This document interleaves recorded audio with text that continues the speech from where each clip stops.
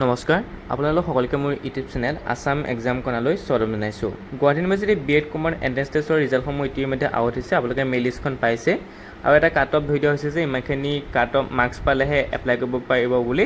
এতিয়া গুৱাহাটী ইউনিভাৰ্চিটি আণ্ডাৰত থকা যিবিলাক কলেজ আছে সেইবিলাকত আপোনালোকে এপ্লাই কৰিব পাৰিব।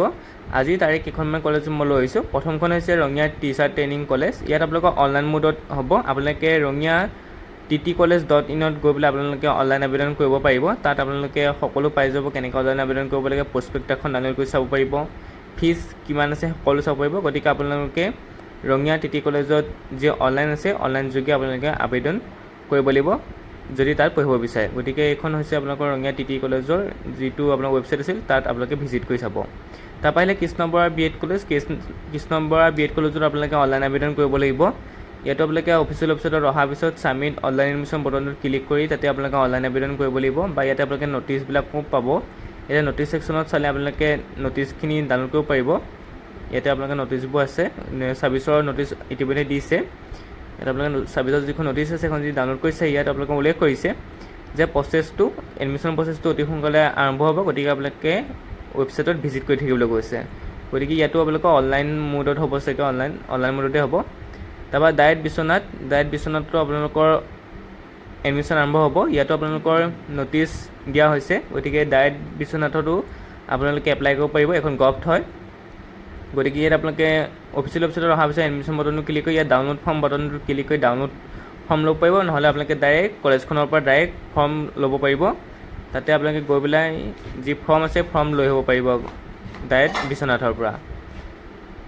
গতিকে আপোনালোকে ডাইৰেক্ট বিশ্বনাথ যদি পঢ়িম বুলি ভাবিছে, তাৰপৰা আপোনালোকে ফৰ্ম কালেক্ট কৰিব পাৰে বা অনলাইন যোগেও ফৰ্মখন ডাউনলোড কৰিব পাৰে। তাৰপৰা gov college teacher education Tezpur.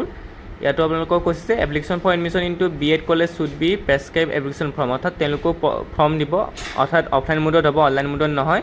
গতিকে আপোনালোকে তাৰ পৰা ফৰ্ম কালেক্ট কৰিব লাগিব।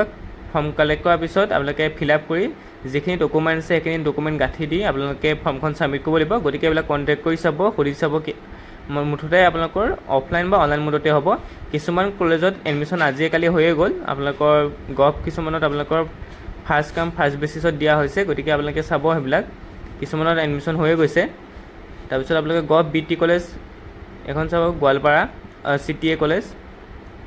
ইয়াত আপোনালোকৰ কৈ দিছে কেনেকৈ হ'ব as per Guwahati university B Ed হেৰিৰ মতে। তাৰপিছত আনৰিজাৰ্ভৰ কাৰণে কিমান মাৰ্কছ, ৰিজাৰ্ভ কেটেগৰীতে কিমান মাৰ্কছ পাব লাগিব, অৰ্থাৎ কাট অফটো ধৰি দিছে। ইয়াত আপোনালোকে চাব। তাৰপিছত ইয়াতো হয়তো আপোনালোকৰ ফৰ্ম দিব, অৰ্থাৎ অফলাইন মোডতে হ'ব। ইয়াৰ পৰা আপোনালোকে ফৰ্ম কালেক্ট কৰিব লাগিব। ফৰ্ম কালেক্ট কৰি আপোনালোকে ছাবমিট কৰিব লাগিব। গতিকে আপোনালোকে CT গোৱালপাৰাৰ পৰা ফৰ্ম কালেক্ট কৰি ছাবমিট কৰিব লাগিব। আৰু কি ডকুমেণ্ট লাগিব সেইখিনি কথা তেওঁলোকে ইয়াত আপোনালোকক মেনশ্যন কৰি দিয়া হৈছে। তাৰপিছতে আপোনালোকৰ শিক্ষণ মহাবিদ্যালয় নগাঁও, ইয়াতো আপোনালোকে এডমিশ্যন ল'ব পাৰিব। ইয়াত উল্লেখ কৰিছে যে পে'মেণ্ট কিমান, কোৰ্চ ফিজ 22,795 টকা প্ৰথম বৰ্ষৰ কাৰণে, ইনটেক কেপাচিটি 50টা।